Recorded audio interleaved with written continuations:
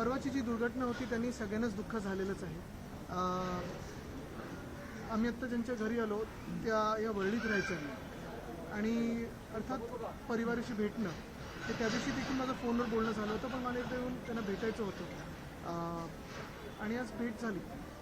त्यांना संजय राऊत असतील किंवा मग इतर या सगळ्या घटनेबाबत काही शंका उपस्थित करतायत. घातपात झाल्यासारखं सांगितलं जातं की स्वतः या पक्षाचे आमदार अमोल मिटकर यांनी CCTV रिलीज करायला सांगितले. कसं तुम्ही या घटनेकडे? नाही, नक्कीच ह्याच्यात अनेक अँगल्स आहेत, अनेक विषय आहेत. आज मी त्याच्यावर बोलणार नाही, पण मला वाटतं काल पार्लमेंटमध्ये पण ह्याच्यावर राऊत साहेबांनी चर्चा केलेली आहे. सगळ्याच पक्षाचे आमदार वेगळी मतं ह्याच्यावर मांडत आहेत. एक नक्की आहे की एक चांगला काम करणारा नेता आपल्यातून निघून गेलेला आहे आणि हे नुकसान भरून काढणं हे खूपच मला वाटतं शक्यच नाही, दुर्दैवी आहे खूप.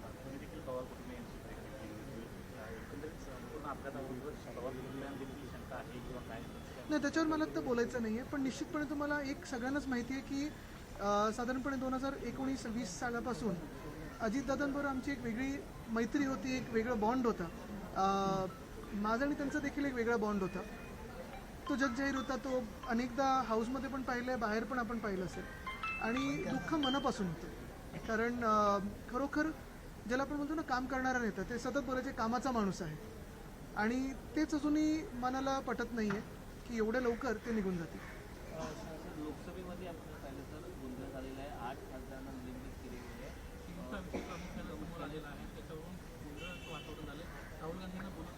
बघा, मी जरी आत्ता सांगेन की इथे राजकारण बोलणार नाही, पण एक मूलभूत गोष्ट ही आहे की जर देशाच्या संसदेत आणि आपल्याच देशाच्या संसदेत आपल्याच नॅशनल सिक्युरिटीबद्दल विषय काढायचा नाही तर कोणाचा काढायचा? बरं, जे कोणी ज्या पुस्तकाचा उल्लेख होत आहे त्यांना चीफ ऑफ डिफेन्स स्टाफ कोणी केलं होतं? ते NDAच्या सरकारने केलं होतं. त्यांनी जे काही लिहिलं असेल आणि ते जर पुढच्या मॅगझिनमध्ये आलं असेल आणि मॅगझिनबद्दल किंवा त्या पुस्तकाबद्दल बोलायचं नाही, चीननी जी घुसखोरी केली त्याच्याबद्दल बोलायचं नाही, सरकारला एवढी भीती का वाटते राहुल गांधींबद्दल?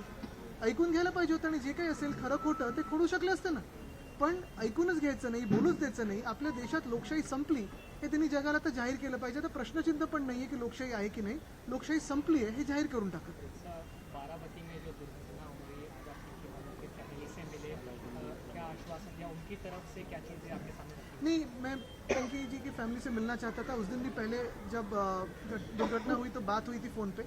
आज आके उनसे मुलाकात हुई और यही है कि हम सारे लोग उनके साथ रहेंगे, यही तो आश्वासित कर सकते. लेकिन इसके आगे जो लॉस हुआ है वो कोई नुकसान, कोई भरपाई नहीं कर सकते उसकी. उनके फादर ने कहा था कि जो कंपनी है दुर्घटना में जिनका प्लेन था, उनकी कंपनी ने इनसे कुछ संपर्क नहीं किया. नेता लोग देखिए, ये सारी बिल्कुल ये सारी बातें फैमिली से हो या उनसे हो, जो भी शंका हो, जो भी मन में उनके प्रश्न हो वो तो उठाएंगे. लेकिन मुझे लगता है कि हमने भी कुछ सवाल उठाए, हमारे लोगों ने सवाल उठाए, सारे पार्टियों के विधायकों ने उठाया है. उसका जवाब इन्वेस्टिगेशन से ही आएगा. फ्री और फेयर इन्वेस्टिगेशन होगा, ये उम्मीद है. पार्लियामेंट में जो चीज़ें अभी चल रही हैं उसके में क्या कहना चाहिए? राहुल गांधी जी को बोलने दिया गया नहीं, कल जिस तरह से पूरी हैपनिंग हुई थी. देखिए, एक तो बजट पे कुछ बोलने जैसे है नहीं. प्रेसिडेंशियल एड्रेस पे जो राहुल जी एक सवाल पूछना चाहते हैं वो नेशनल सिक्योरिटी का इशू है. जो चीन ने घुसपैठी की थी, जो हमला किया था, उस पर अगर सवाल हम हमारे देश की संसद में नहीं करेंगे तो क्या पाकिस्तान की संसद में कोई भाजपा करेगा? क्योंकि भाजपा और पाकिस्तान का नाता ये बहुत नज़दीकी है. भाजपा और चीन का भी नाता अभी सामने आ रहा है. तो क्या इसी की वजह से, जो आपने देखा होगा खबरें ये भी आई थी कि चीन के कुछ लोग आके भाजपा के लोगों से मिलके गए, उनके दफ्तरों में गए, क्या इसी की वजह से चीन के खिलाफ बोलना भी मना है?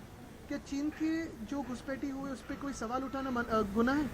अगर हम हमारे देश में, हमारे ही संसद में, हमारे नेशनल सिक्योरिटी पे बात नहीं करेंगे तो और कौन करेगा?